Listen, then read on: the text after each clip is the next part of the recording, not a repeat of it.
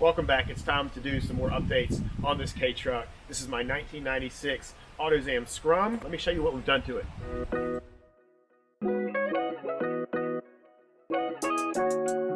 As you've seen in the previous videos, I've done the headlights, I've debadged the front. I just added this banner, I'll let you figure that one out. But around here, this is what I was teasing last time.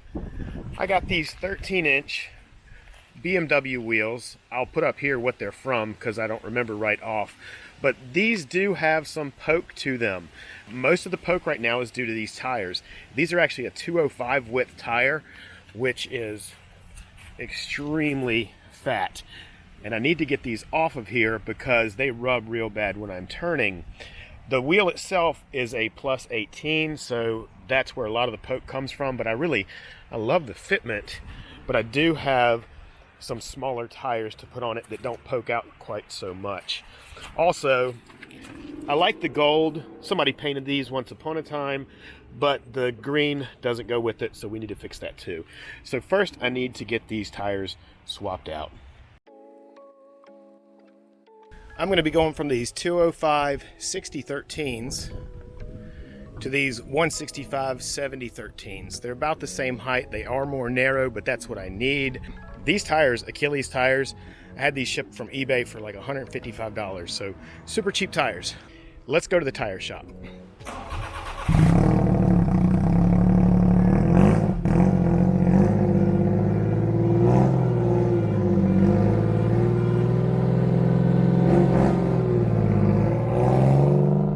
Another thing I need to address in here is this radio. I really want to have some external speakers, but until I figure out my favorite way to put some in here, I'm going to go with something different. The factory radio is only AM, and listen when I turn on the headlights, that one channel doesn't even work.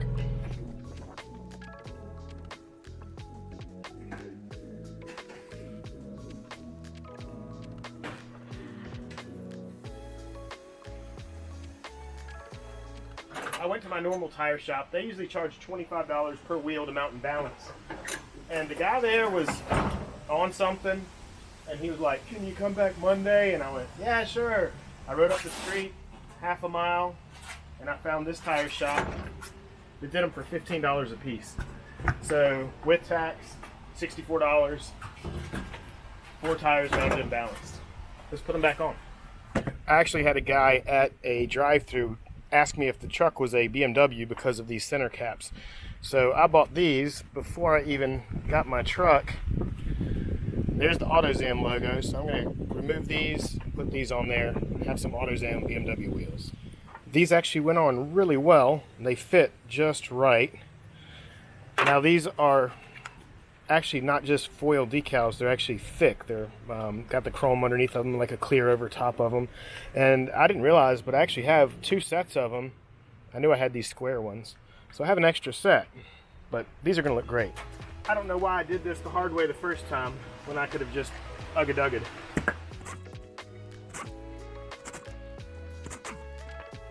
To replace the green, I just got some steel black lug nuts.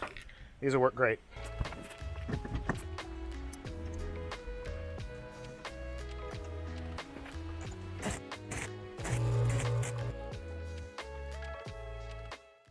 As cool as those wide drift tires were, this is the practical fitment that I've been looking for.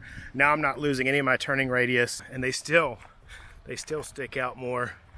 This is, for me, the perfect setup. All right, this all happened kind of quick, so I thought I would start showing you what I've done.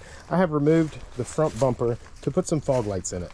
To remove this front bumper, it's actually pretty simple. You have to remove this trim panel first, or the grill. Now luckily, if you saw in a previous video, I replaced all the clips, so it actually came off very easily. After that, you have a couple screws here and here. Then you have a 10mm nut here and here. You also have one either 10mm or Phillips head underneath the middle, and then a Phillips head on each corner. Once you have all those, the bumper simply comes right off. I actually bought these fog lights quite a while back with plans to install them in the bumper, but I wasn't sure if there was enough clearance behind the bumper to fit them until just the other week I saw where somebody had installed factory lamps. And as you can see right here, there is a factory marking for where those factory fog lights go. You can see it also here. It's just a little rectangle. And since I saw how deep those were, I thought these will fit no problem. So I'm gonna make a template and fit my lights right in there, get these both cut out, installed, and put this back on. I have a paper template that I'm going to trace the gasket on for the fog light.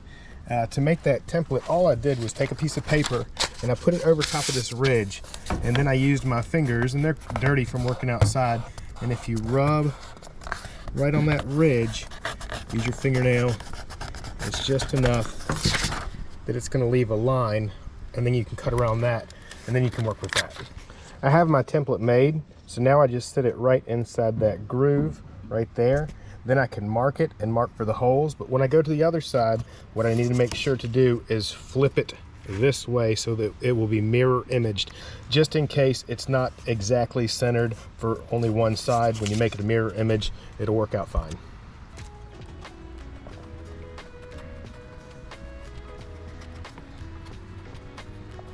I've got both sides marked, and I used a center punch to mark my holes on either side. Now comes the scary part of cutting it out. Make sure that you are completely happy with this before you cut it out, because if you're like me, you only have one chance at this, because I'll never find a bumper like this again.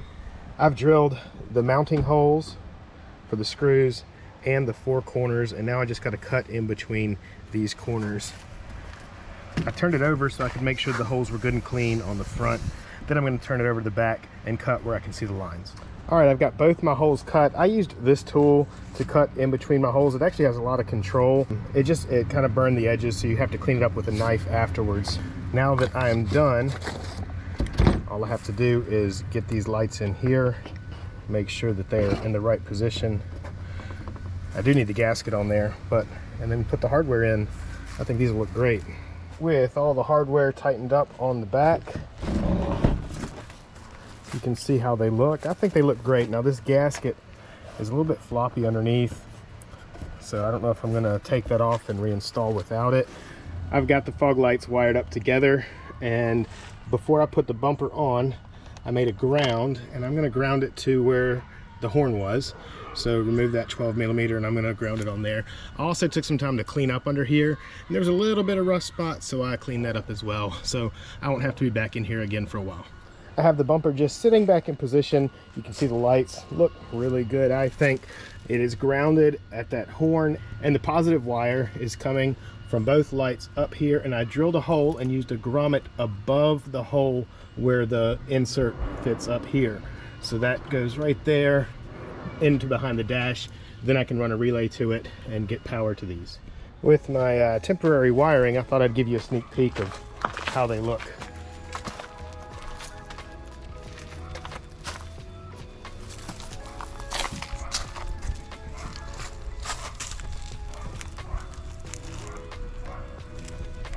Perfect. I was moving this little refrigerator today. Ever since I took off the headache bar, I wanted to put something on here to tie down things. I had these.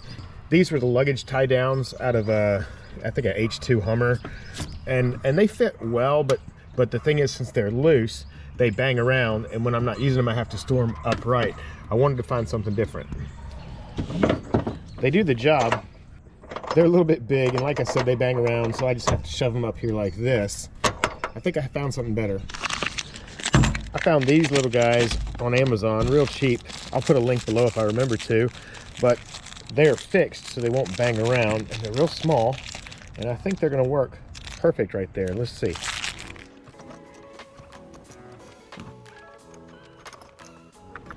I might get some different hardware, but this is the factory bolt, and it actually fits right through the hole in that perfectly, and it's going to thread in there just fine. I believe these are stainless steel as well. If not, at least they're already painted.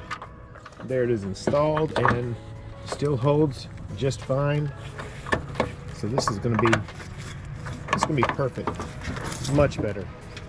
Also, it's 4 to a pack, so I'm going to put one there and there. I could also, if I really wanted to, I could use these lower holes until I make a bike rack for that, or I could mount them somewhere like in these, because there's really no good tie downs on the front of the bed, so that might actually be better. But for now, This is great. Much better. I had plans to do a whole lot more in this video, but I've just had a whole lot going on. We've had a death in the family, and there's been some sickness. There's, you know, just life happening, and so I really want to upload more. I do have some things upcoming to do for this truck, some things I wanted to do in this video, and I'll give you a sneak peek. This is a Volkswagen front lip, and I'm gonna be installing this on the bottom of here. Hopefully I'll give you some tips to make this fit, because it is not made for this vehicle. I have some other, I need to finish wiring these up. Even though they're in, I don't have the switch in yet. And if I'm gonna have all the downforce from that, I'm gonna have to build something for right there. So stay tuned, there will be more K-Truck content coming up. Thanks for following, and I really appreciate it. I answer all the comments that I can.